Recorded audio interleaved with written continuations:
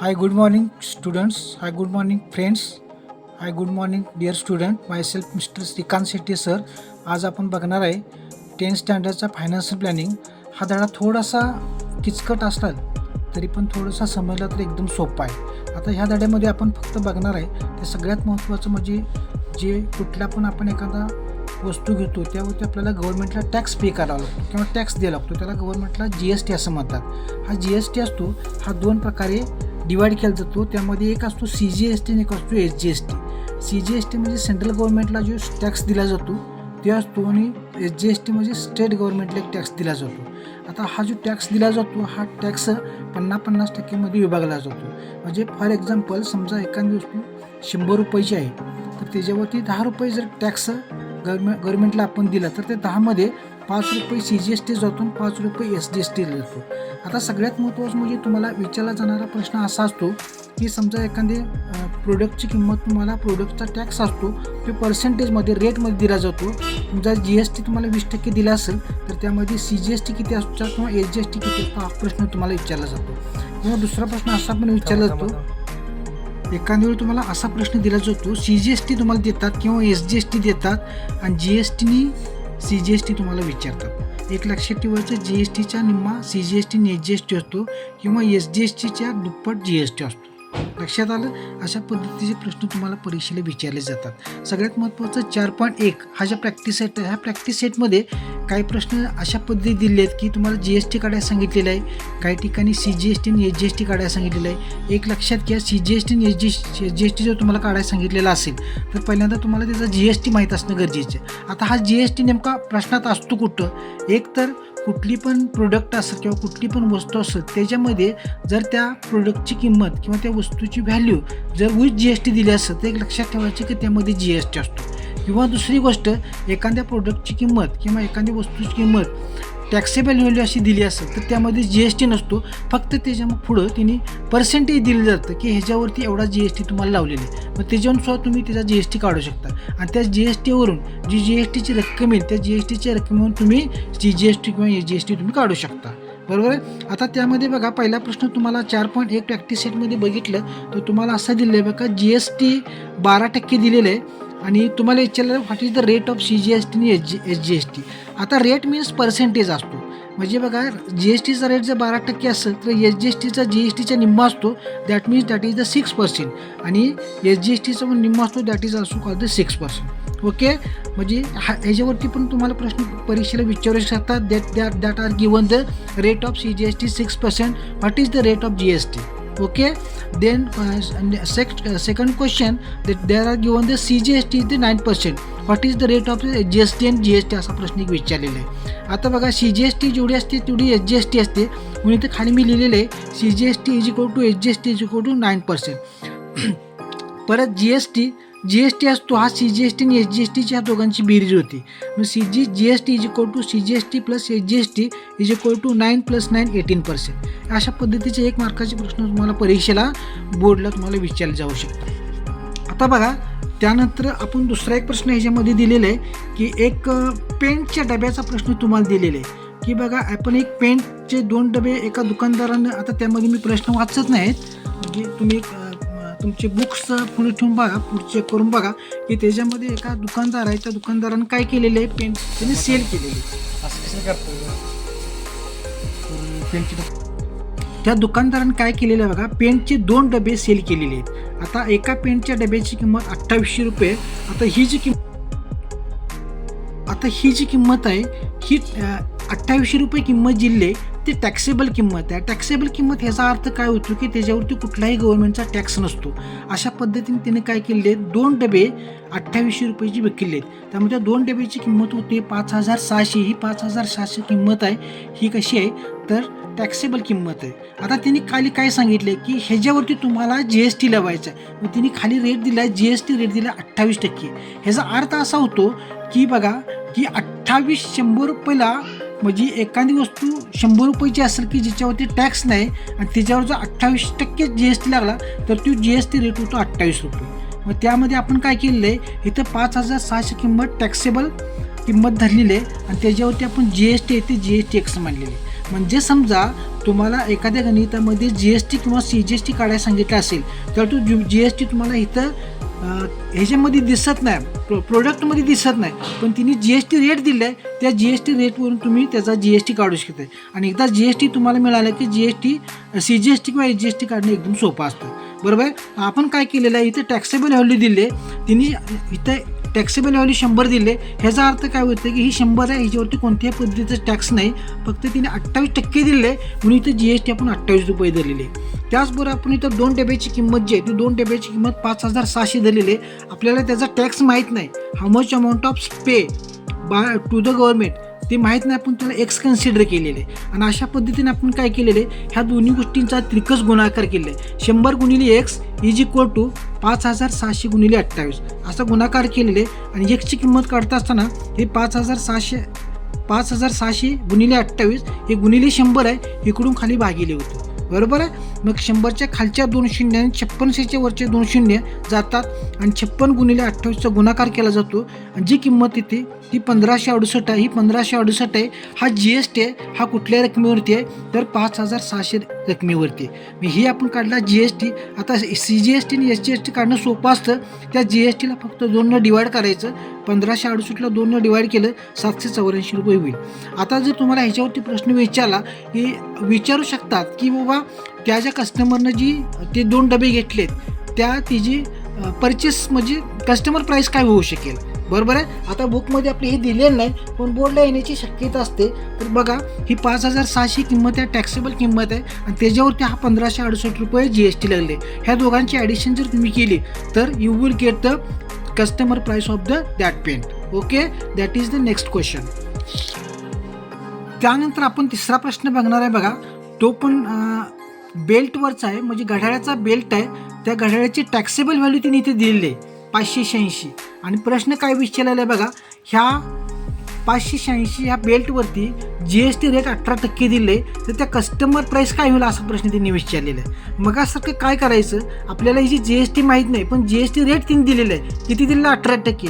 एक लक्षात ठेवायचं 18% म्हणजे ते 100ला 18 असतं. बरोबर आहे. म्हणून आपण इथं केलं आहे, इथं टॅक्सेबल व्हॅल्यू लिहिलेलं आहे, इथं GST लिहिलेलं आहे. इथं टॅक्सेबल व्हॅल्यू जर 100 असेल तर तिने 18% दिली म्हणून आपण इथं GST 18 रुपये घेतलेले.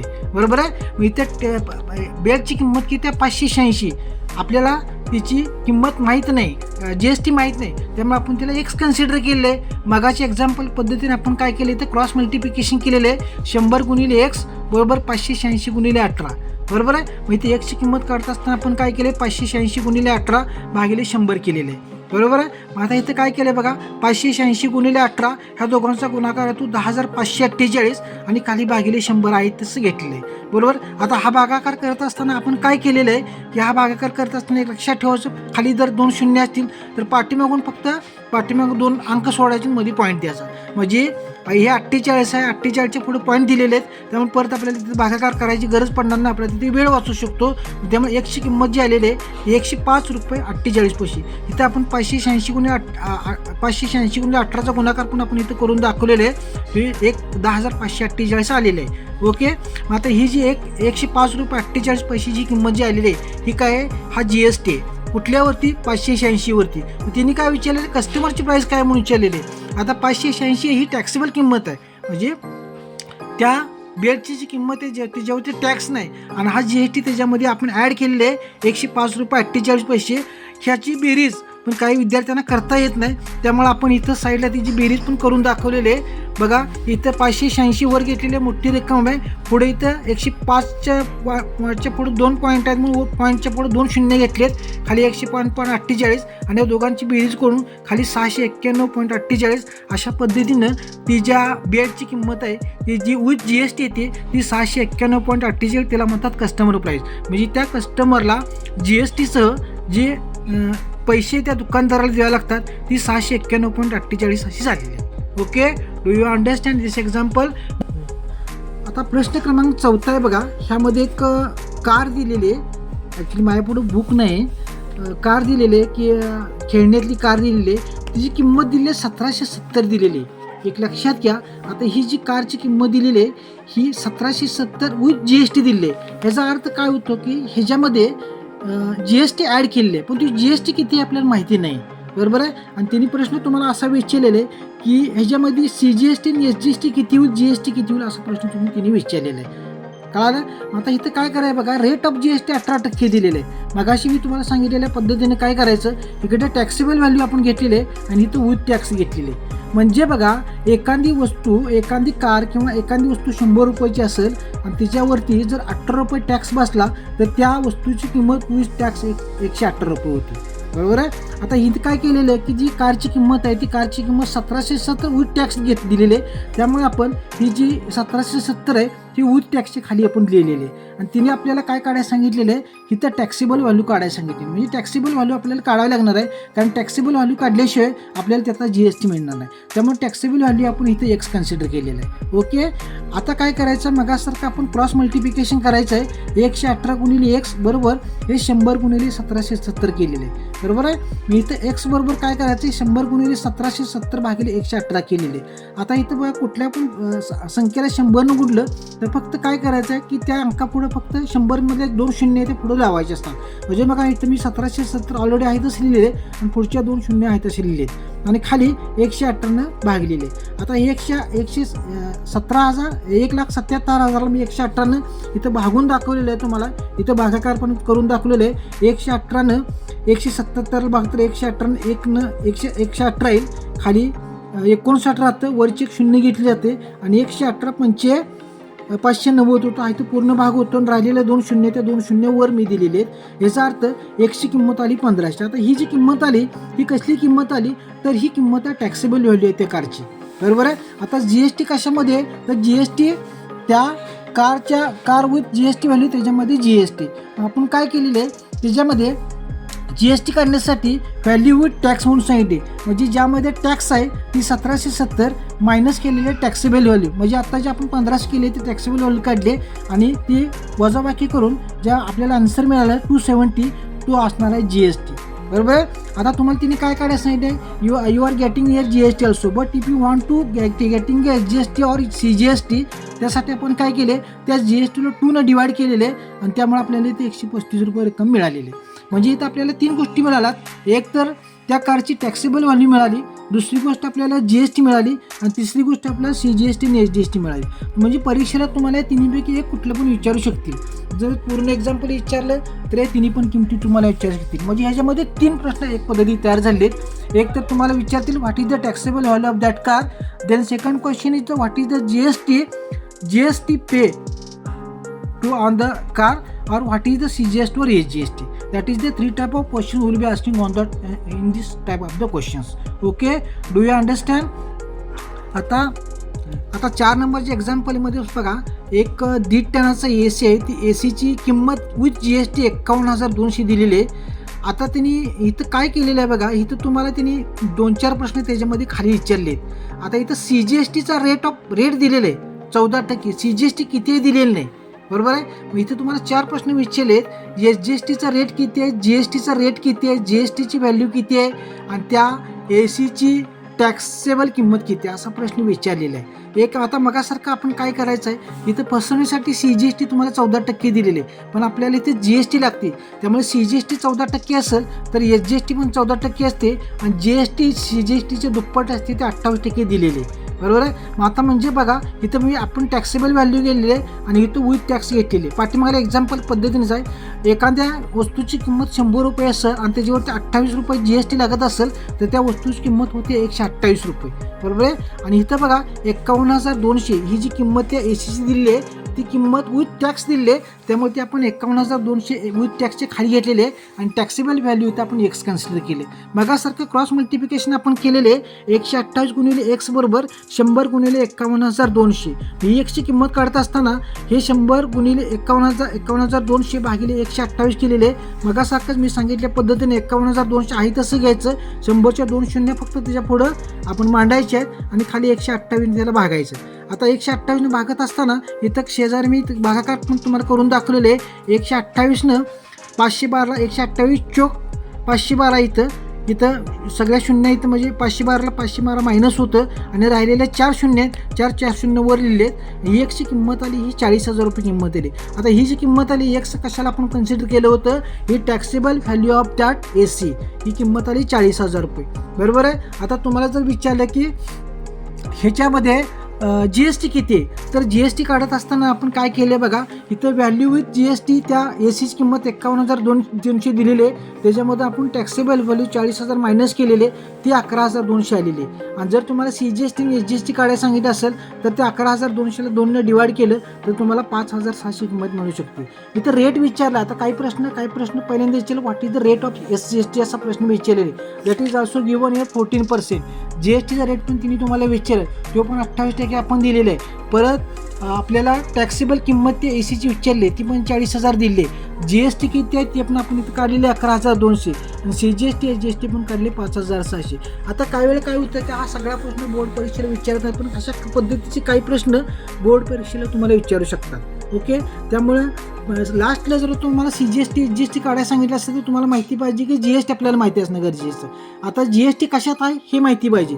जर तिने एखाद्या वस्तूची किंमत विथ GST दिली असेल तर एक लक्षात ठेवायचं की आपल्याला विथ GST किंमत दिला तर त्यामध्ये GST असते आणि ती GST काढण्यासाठी आपल्याला टॅक्सेबल किंमत पण माहिती असणं गरजेचं असतं. बरोबर आहे. आणि त्या रेटच्या त्यांनी जे दिलेला असतो रेट, GSTचा रेट दिला असतो, त्या GST रेटवरून आपण त्या वस्तूची टॅक्सेबल व्हॅल्यू काढू शकतो आणि त्याच्यातून वजा करून आपल्याला तिची GST मिळू शकते. आणि GST एकदा मिळालं की तुम्हाला CGST SGST काढाय सोपं असतं. फक्त त्याला 2ने डिवाइड करायचं. You will get directly CGST of SGST of particular GST.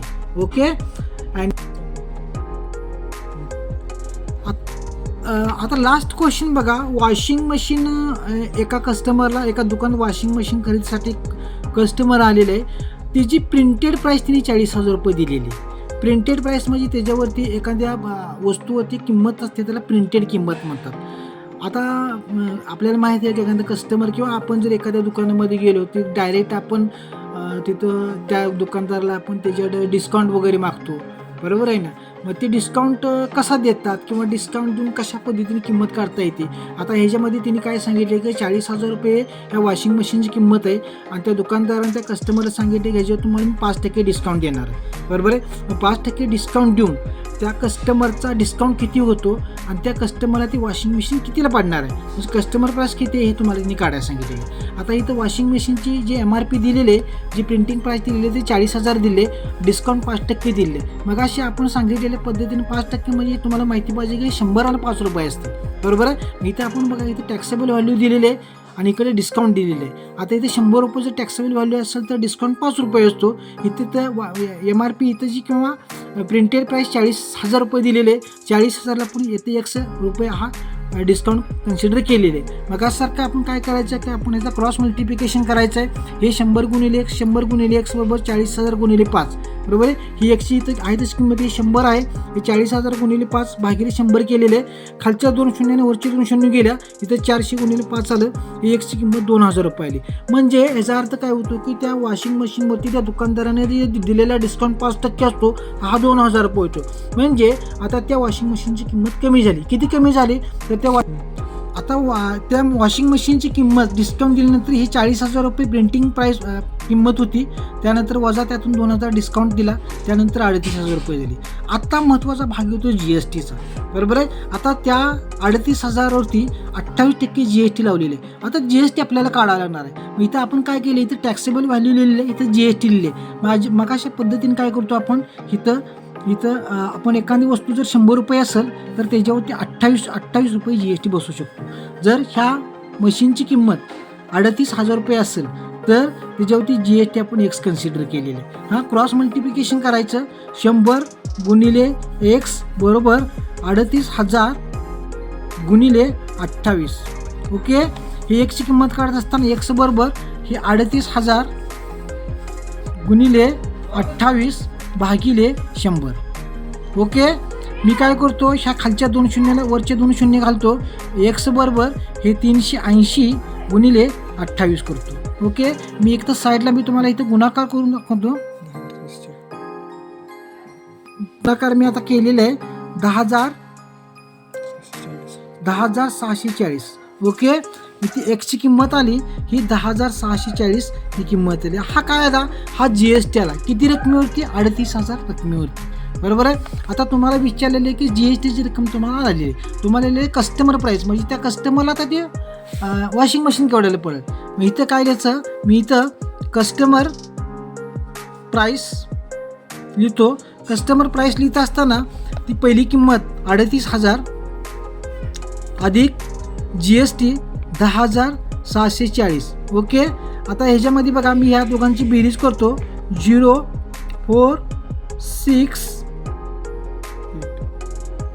8, 4, 48,640 ही त्या कस्टमर प्राईस झाली. बरोबर आहे. समजा एखाद्या वेळी तुम्हाला ह्या ठिकाणी जर CGST किंवा GST काढायला सांगितलं असतं तर बुकमध्ये लिहिलं का नाही बघितलेलं नाही, फक्त काढायला सांगितलं असेल तर काय करायचं, ह्या CGST किंवा GST काढत असताना CGST is equal to SGST is equal to GST divide 2 करायचं.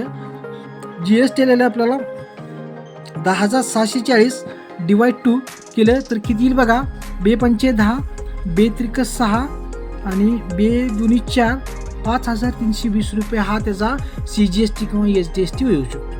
ओके. हा खूप छान आणि खूप मस्त पद्धतीचा हा प्रॅक्टिस सेट आहे. तुम्ही समजून घेतलं तर तुम्हाला खूप छानपैकी समजू शकेल.